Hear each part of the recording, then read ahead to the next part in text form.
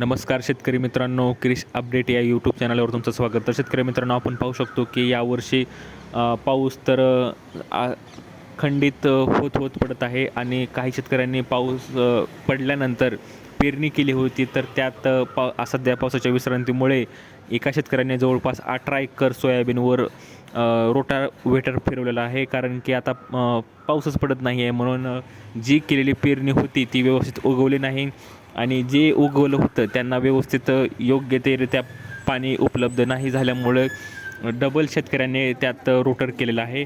तर आपण ह्या जो घटना आहे ती कोपटा येथील प्रकार आहे. रोपे पावसाअभावी जळू लागलेले आहेत आणि त्यात आपण पाहू शकतो की जून महिन्यापासून अपेक्षित पाऊस न झाल्याने शेतकरी पूर्णपणे हवालदिल झाला आहे.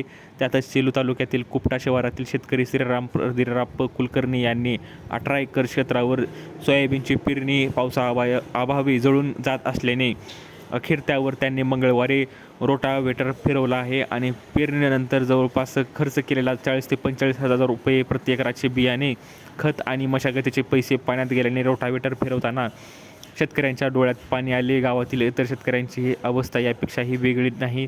सध्या विहिरीने तळ गाठला असून उगवलेल्या पिकांवर सुद्धा वन्य प्राण्यांचा उपद्रव वाढलेला आहे. तर शेतकरी मित्रांनो, एकतर पाऊस पडत नाही, जर पाऊस पडला असेल तर पेरणी झालेली असेल तर ओला असेल तर त्यात जनावरंसुद्धा ते पीक खात आहेत आणि जर चांगलं उगवलं असेल तर नंतर पाऊस पडत नसल्यामुळं ते पिकं वाळून पण जात आहेत आणि जळून पण जात आहेत. तर शेतकरी मित्रांनो, सध्या खूपच वाईट परिस्थिती आहे. तर तुमच्या शिवारात, तुमच्या शेतात तुम्ही काय पेरला असाल तुम्ही कमेंटमध्ये सांगू शकता.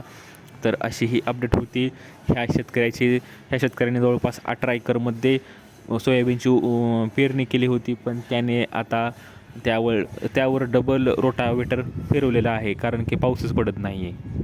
तर भेटूया पुढच्या व्हिडिओमध्ये अशीच एक अपडेट घेऊन. तोपर्यंत धन्यवाद.